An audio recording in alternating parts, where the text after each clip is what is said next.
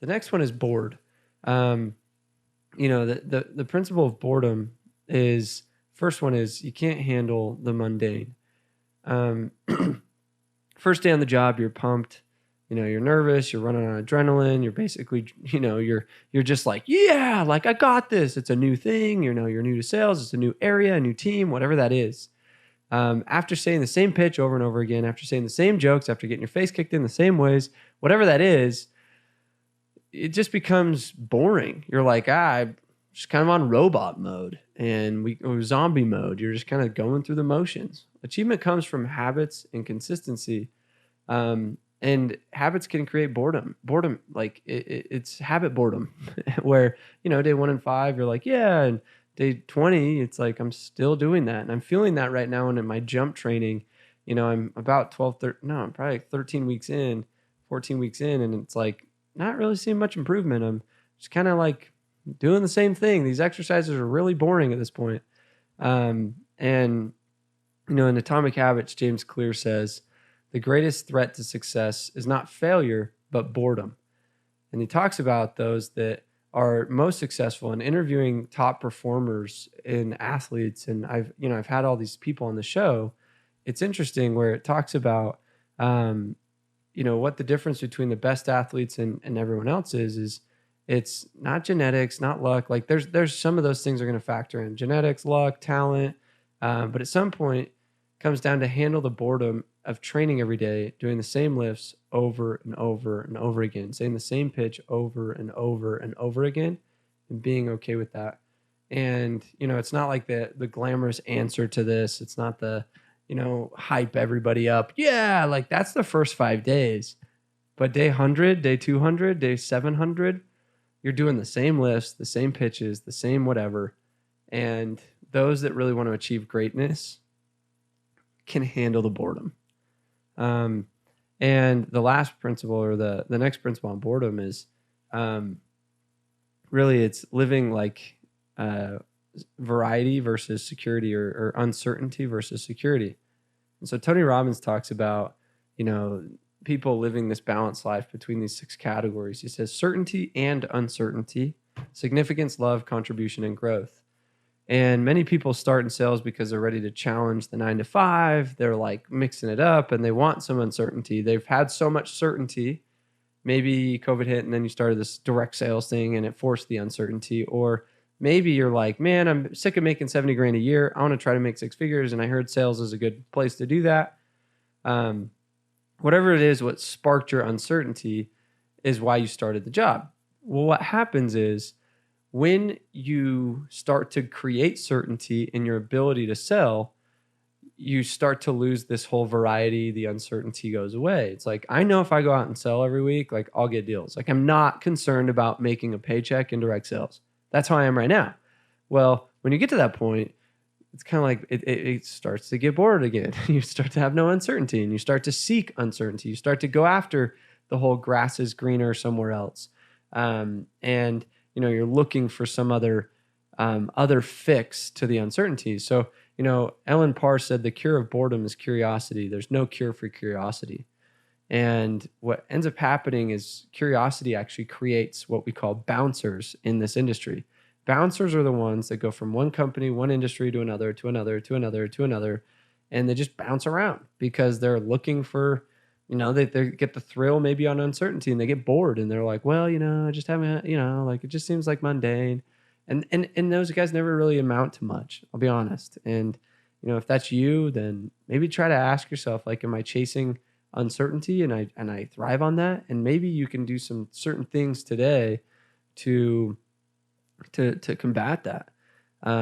So, and then the last one, the last point that I want to make on boredom, and I have a lot more in the book, but is, you're sick of repetitive results, and repetitive results can drive insanity, right? And it's like hearing over and over and over again the same number, 1, 1, 1, 1, and you're like, man, like there's guys in my office doing 5, like I just keep doing 1 every day. And I had a rep named Jesse, and he talked about why he moved on to a different industry.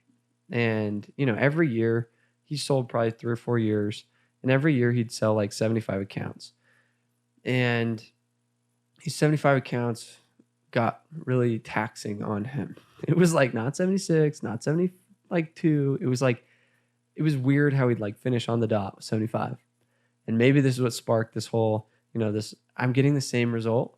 And so I'm getting burnt out. I don't know how long I can keep getting 75. And it starts to become in your belief system that that's just who you are. I'm a 75 account rep. Who I am is I'm a $100,000 earner. Who those people are $500,000 earners. Who those people are 400 account reps. But who I am, I've started to create this identity around 75. And I watched Jesse do that. And achievement is innovating your current habits and finding opportunity to stretch yourself into a new edge.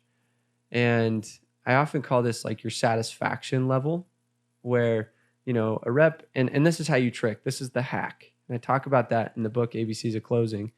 And it's basically like a normal rep. He comes in, and if he sells 0, he's like, oh, that's okay. It depends on your industry, right? I'm just going to use generic numbers here. So he comes in, he sells 0. He's like, great, got my 0 today. I'm okay. Like he's not jumping off a cliff, wanting to commit suicide. Like he's just like, meh, darn it. If he sells 1, he's like, yeah, I got one. Woo! And he's like stoked out of his mind.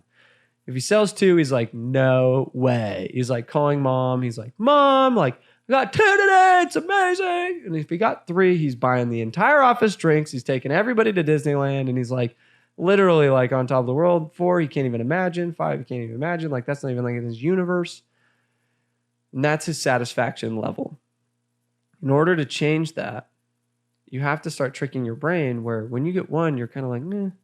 And a lot of reps, the other reps that have the same satisfaction level of you is like, why are you so bummed with 1, dude? You got 1. Like, yeah, you should be stoked. And you're like, I don't know. Like, I'm not like jumping out of my boots today. Like, and they're like, stop being so apathetic. And you're like, I'm just trying to change my satisfaction level. Be intentional about your satisfaction level.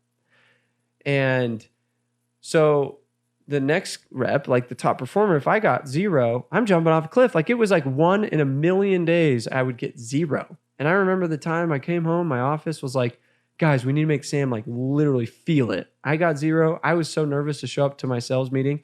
I literally walk in the sales meeting and my entire team is back there just like, bagel, bagel. Like they were so excited to like see me bleed. And I'm just like, yeah, I am human too. Like that is a thing.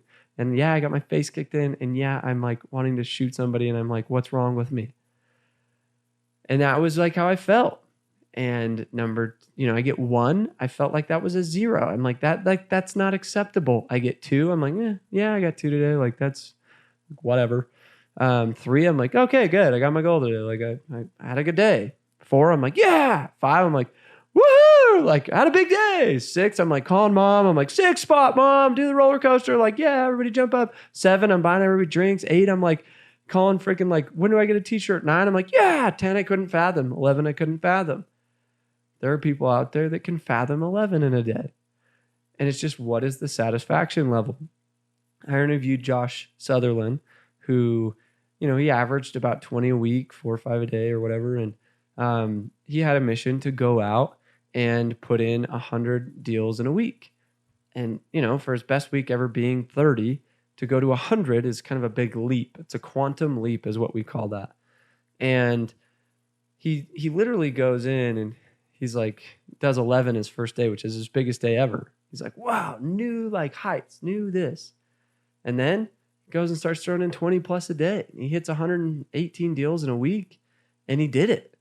And then I interview him and I was like, so what would it be like going back to having a 3 spot?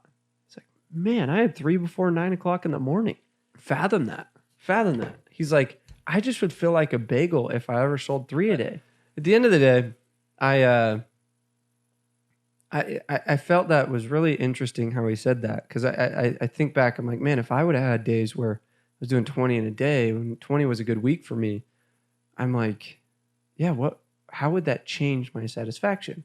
So a hack to this, so one of the nuggets would be, how do you put your pedal to the metal for like 1 day or 1 week, like he did, where he broke through and did 118, And what that did is it changed his satisfaction level. So when he comes home, there's a new bar. Many people don't ever plan out or are intentional about having a breakthrough day and hitting a new PR. And so you got to live just beyond your edge. And so if you've been averaging 2 a day, my invitation, if you're listening or watching this, is to say, hey, I'm going to map out a Saturday where I'm going to throw in 5. And I'm going to commit to doing 5. And I'm going to have my biggest day ever. I'm going to plan it out. I'm going to get out early. I'm going to like map it. Like it's like you put some thought into like your PR day. Now all of a sudden you're like, I can do that. And it changes that satisfaction level. So that would be my hack to overcoming burnout, because when you're seeing new results, it's more fun. But if you're getting the same results, it gets boring.